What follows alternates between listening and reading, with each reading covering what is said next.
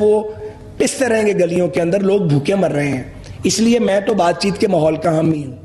میں تو یہ نہیں سمجھتا کہ ہم پوائنٹ آف نو ریٹرن پہ پہنچ جائیں اور کہیں کہ ہم اب ایک دوسرے کی شکل نہیں دیکھیں گے. جتنا مرضی ناپسند ہے ہمیں ایک دوسرے کی شکل، اور جتنی مرضی تلخی ہے ایک دوسرے کے ساتھ، راستہ بات چیت سے نکلے گا.